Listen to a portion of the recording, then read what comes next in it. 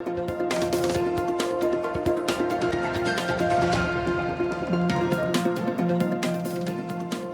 The weekend ایک بہت افسوسناک واقعہ پیش آیا جو بار بار ہمیں اس چیز کی طرف دھیان دلاتا ہے کہ کیا ہماری بیٹیاں اپنے ہی گھروں میں محفوظ نہیں ہیں، چاہے وہ اپنے گھر میں ہوں یا پھر اپنے سسرال میں۔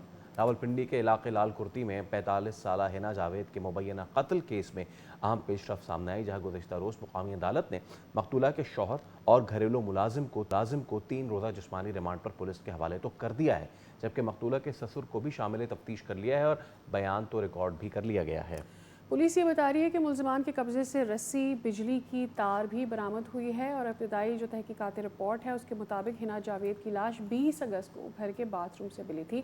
مقتولہ کے ہاتھ پیچھے بندھے ہوئے تھے، منہ پر کپڑا اور گلے میں بجلی کی تار بندھی ہوئی تھی، اور پولیس کا یہ کہنا ہے کہ ملزمان کے دوران ریمانڈ جو ہے وہ ڈی این اے ٹیسٹ بھی کروائے جائیں گے، جبکہ پولیگرافک اور اس کے علاوہ دیگر ٹیسٹ جن کی ضرورت ہوگی وہ بھی لاہور میں لے جایا جائے گا اور پھر وہاں پر ٹیسٹ بھی کروائے جائیں۔ تو پولیس کو پوسٹ مارٹم رپورٹ بھی آج موصول ہونے کی توقع کی جا رہی ہے، اور اس کے علاوہ یہ جو بھیانک واقعہ پیش آیا ہے اس کی شدید مذمت آصفہ بھٹو زرداری نے کی ہے اور پنجاب حکومت سے شفاف تحقیقات کو یقینی بنانے کا مطالبہ کیا ہے۔ اور ایوان صدر کے پریس ونگ سے جاری بیان کے مطابق آصفہ بھٹو زرداری نے ہنا جاوید کے مبینہ قتل پر گہری تشویش اور افسوس کا اظہار کرتے ہوئے سوگوار خاندان سے یکجہتی کا اظہار بھی کیا ہے، اور انہوں نے پنجاب حکومت سے یہ مطالبہ کیا ہے کہ اس پورے معاملے کو دیکھا جائے اور جلد از جلد اس کو حل کیا جائے۔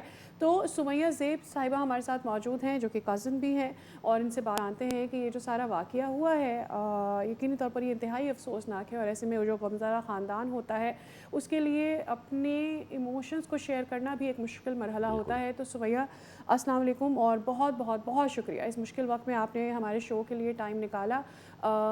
ہم آپ کے دکھ کو شاید سمجھ تو نہیں سکتے، لیکن کوشش کریں گے کہ آپ کی آواز حکام بالا تک پہنچے اور آپ کو جلد از جلد انصاف مل سکے۔ تو سب سے پہلے تو آپ ہمیں بتائیں کہ آپ کو ہنا جاوید کے ساتھ پیش آنے والے اس افسوسناک واقعے کی اطلاع کب ہوئی تھی، اور کیسے یہ اطلاع ملی، اور اب کیا بتایا جا رہا ہے جو بھی انویسٹیگیشن کی جا رہی ہے اس پر آپ کو؟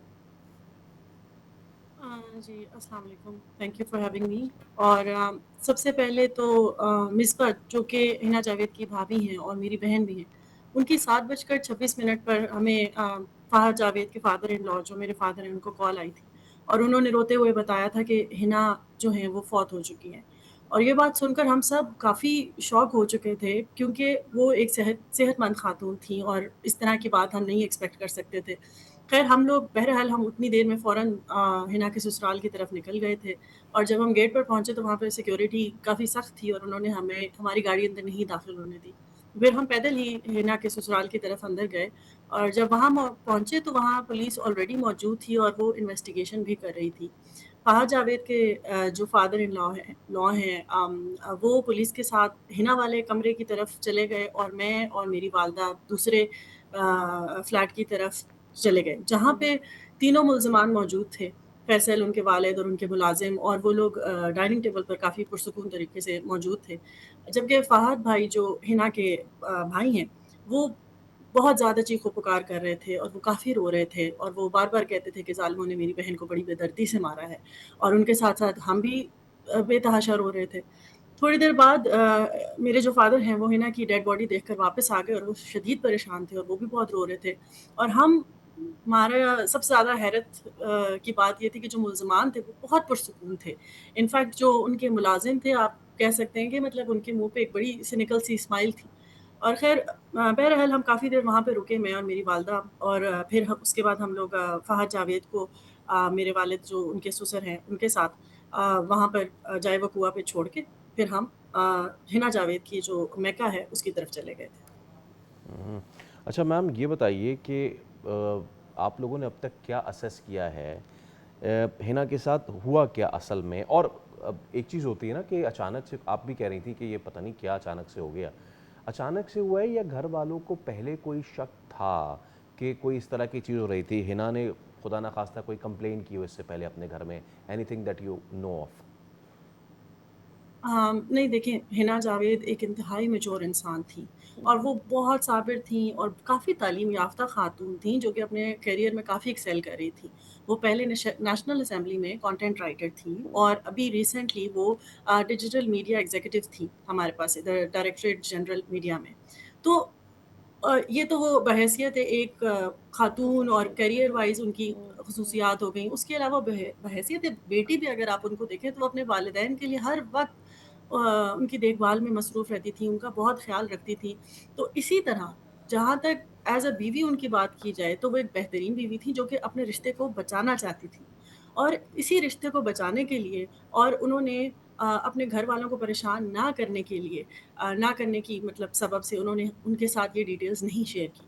جو فیملی ہے، جو ان کی امیجیٹ فیملی ہے یا جو تمام فیملی ہے، ان کے لیے یہ ایک بہت بڑا دھچکا تھا. شوق. شاید آپ کے علم میں ہو یا نہیں، لیکن جو ان کے والد ہیں وہ پارکنسنس کی وجہ سے بیڈ ریڈن ہیں اور جو ان کی والدہ ہیں وہ ڈیمنشیا کی شدید پیشنٹ ہیں جن کو بچوں کی طرح سنبھالنا پڑتا ہے، ان کو ٹریٹ کرنا پڑتا ہے. اور وہ بس چاہتی تھیں کہ گھر والے جو ہیں وہ پریشان نہ ہوں اور وہ آخری دم تک نہ اپنے اس رشتے کو بچانا چاہتی تھیں.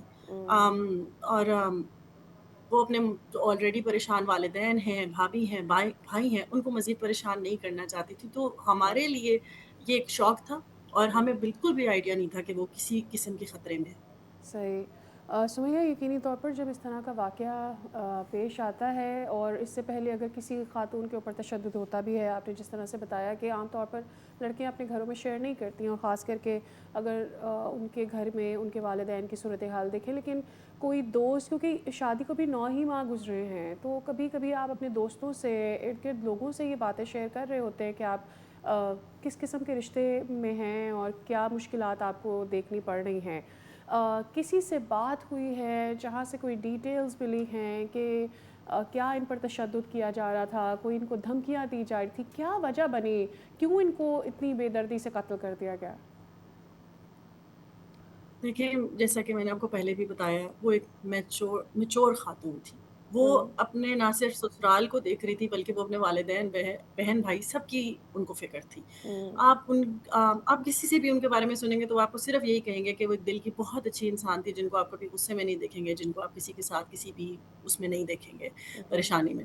تو چونکہ ان کے گھر میں ایلنگ پیرنٹس تھے جی. تو اس کی وجہ سے وہ گھر میں کبھی بھی انہوں نے ظاہر نہیں کیا کہ ان کے بیچ میں کوئی اب نارمیلٹی ہے.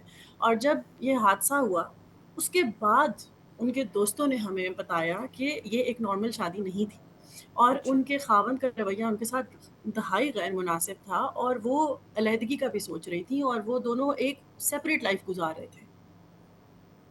آل رائٹ، دس سیز اے لاٹ. اچھا، اب جو اگریو پارٹی ہے آپ لوگ، آپ کی جانب سے شوہر، سسر، گھریلو ملازم کو بھی مقدمے میں نامزد کیا گیا ہے. ان تینوں کے جو اب تک آپ نے ڈیٹیلز بتائی ہیں، ایک تو آن دا اسپاٹ جب آپ لوگ پہنچے تو وہ جو ملازم تھا وہ بھی ہی ہیڈ این ڈیولیش اسمائل، جو باقی لوگ تھے وہ بڑے اطمینان سے بیٹھے ہوئے تھے. ان کے مبینہ کردار کے حوالے سے اب تک کوئی معلومات یا any proof that you have got?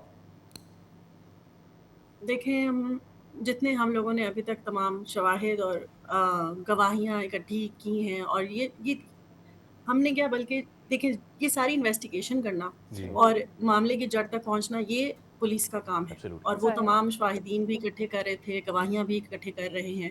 لیکن جتنا ہمارا مشاہدہ ہے یا ہمارا انالیسس ہے یا جو ہمیں سمجھ آئی ہے اس کے حساب سے جناب فیصل اور ان کے والد اور جو ان کے ملازم ہیں وہ اس گھناؤنے قتل میں یقیناً ملوث ہیں.